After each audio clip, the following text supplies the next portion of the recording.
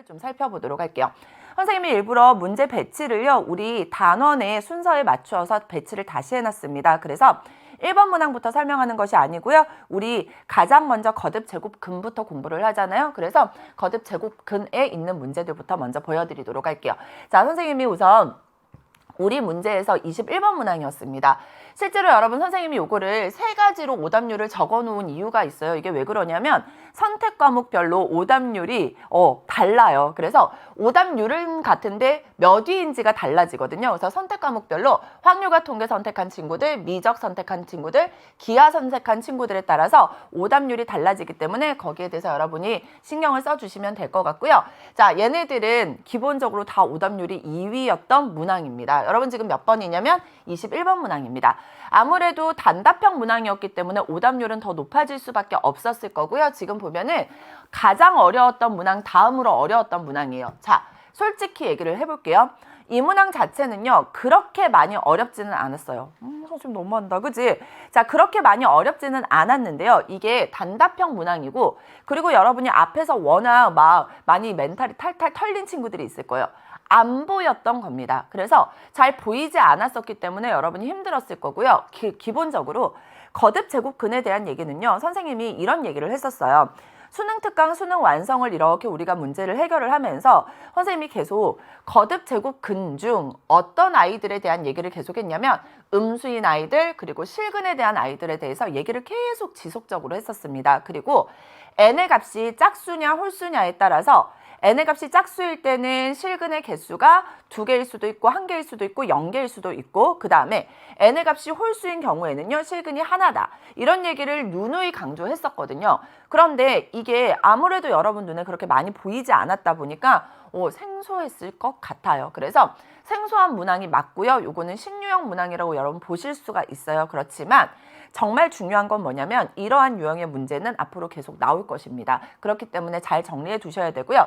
자, 여러분 지금 보면은 평가원에서 가장 좋아하는 함수 하나 꼽으라 그러면 2차 함수예요. 그래서 2차 함수와의 관계를 물어보는 문항들은 언제 어디서 또다시 나타날지 모르기 때문에 2차 함수에 대한 것들은 여러분이 좀 잘 짚고 넘어가셔야 돼요. 그래서 그런 얘기들을 모두 통합하는 문항이었고요.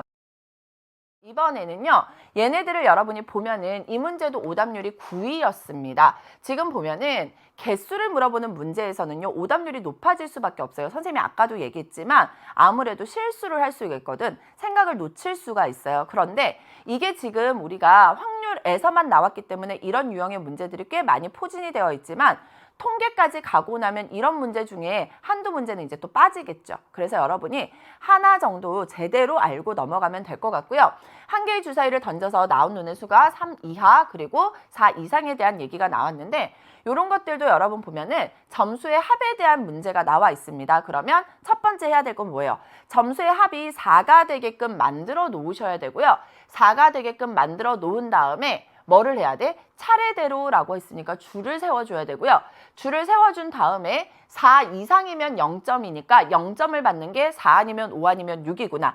이런 것들을 활용을 하면 충분히 문제는 해결이 가능할 겁니다. 그래서 이런 식으로 여러분이 하나하나 문제 해결 방법을 생각해 놓은 다음에 거기에 대해서 문제를 차근차근 진행하면 된다라는 거, 이렇게 여러분 기억하시면 좋을 것 같아요. 28번 문항이 실제로 여러분 아마 굉장히 어려웠을 거예요. 왜냐면 문제 자체로 봤을 때는 그렇게 많이 어렵지는 않았지만 여러분이 이미 앞에서 너무 막 정신이 혼미해져 있잖아요. 28번 정도 왔는데 또 생각해야 돼? 어려울 수밖에 없어요. 그래서 그런 느낌으로다가 여러분이 좀 어려웠을 것 같고요. 문제 자체를 다시 한번 풀어보면 충분히 여러분 요 문제들은 다시 나왔을 때는 맞추실 수 있을 거예요. 아셨죠? 이거 확인을 해봤고요. 마지막 30번 문항입니다. 주머니 나오면 어렵잖아. 그죠? 주머니 나오면 어렵고요. 얘가 오답률이 3위였던 문항이고요. 88%였습니다. 지금 보면은요, 이 문제가 어려웠을 이유는 뭐냐면 우선은 확률 계산이니까 분수가 나왔을 거고요. 분수를 다시 더하면서 또 실수가 생길 수가 있잖아. 그러니까 계산 과정에서 실수가 있을 수 있기 때문에 얘가 30번 문항으로 나왔을 겁니다. 개념 자체는 여러분 그렇게 많이 어렵지는 않았을 겁니다. 지금 1, 2, 3밖에 없는데요. 5번 반복했는데 다시 집어넣는데 그럼 분모는 어렵지 않죠? 매번 3가지 경우의 수가 나옵니다.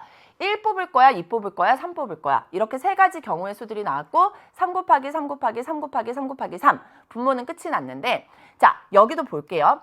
5개의 수의 곱이 6의 배수예요. 6의 배수. 여러분 6의 배수라는 생각을 하고 나면 이미 보세요. 1 아니면 2 아니면 3인데 6의 배수를 만드는 숫자는 2랑 3이 곱해지면 6이 되잖아요. 3개 중에 2개만 곱해져도 벌써 6의 배수가 되어버려요.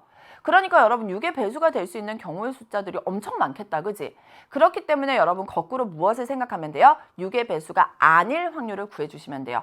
따라서 생각을 해봤더니 6의 배수가 되는 게 너무 많잖아. 그럴 때는 무슨 생각을 하자? 여사건을 생각하자. 그래서 지금 여러분 보면은요. 고난도 문항일수록 여사건에 대한 것들을 많이 물어보고 있죠.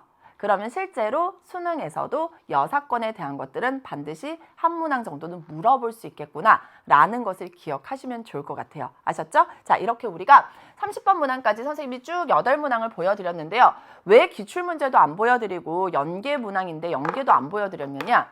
너무나도 기본적으로 무조건 나올 거라고 생각했던 문항들이 쭉 나와 있기 때문에 여러분 그냥 다른 생각하지 마시고요. 기출문제, 평가원 기출문제 풀어내세요. 매일매일. 그리고 연계 교재만 제대로 풀잖아요. 무조건 너희들한테 맞출 수 있게 출제할 거야 라는 것을 보여주고 있습니다. 그런데 지금 우리가 6월 모의평가를 치르면서 이런 얘기들이 너무 많이 나왔죠. 확률과 통계가 진짜 쉬워도 너무 쉽다. 이런 말을 하는 친구들도 분명히 있었을 겁니다. 저희 조교 중에 한 명은 힐링되었다라는 얘기를 하더라고요. 진짜 막 화나지. 걔는 공부를 잘하는 애니까 그렇지. 그지? 뭐 경제학과 다니고 막 좋은 학교 다니는데 당연히 수원 수투 풀다가 확률과 통계 푸니까 힐링이 됐겠지만 우리는 그렇지 않을 거예요. 우리는 시험장에서 실제로 보니까 그럼에도 불구하고 시험 자체가 살짝 쉽기는 해요. 그럼 여러분 거꾸로 어떻게 생각해야 돼? 이거보다 살짝 높아질 수도 있어요. 난이도는. 그렇기 때문에 막 높아지는 건 아니니까 기본적으로 기출 그리고 연계 교재만 제대로 풀어도 충분히 해결 가능한 문항들이 출제될 것이다 라는 것만 기억하세요. 수원은요? 그렇지 않습니다. 지금 수원은요, 여러분이 기본적으로 기출문제랑 연계교재 풀고요. 그리고 다양한 어떤 모의고사 문제들까지도 많이 공부를 해야지만 조금은 편하게 접근할 수 있지 않을까라는 생각이 들기는 해요. 그래서 앞으로 여러분 공부 계획 세울 때 물론 기출문제 제일 중요해요. 그 다음에 연계교재 풀어야 됩니다. 그리고 수학 1이나 수학 2 같은 경우에는요. 반드시 여러분이 다른 문제들까지도 조금 더 접근을 많이 해서 다양한 문제들의 적응 능력을 키우시는 게 필요하지 않을까 싶습니다. 아셨죠?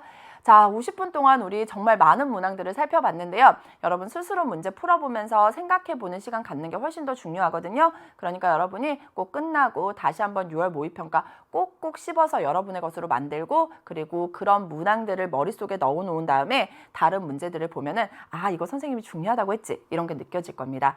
9월 모의평가까지 여러분 저랑 같이 또 열심히 달려봤으면 좋겠고요. 우리 9월 모의평가 이후에 또 다른 강의로 만나봤으면 좋겠습니다.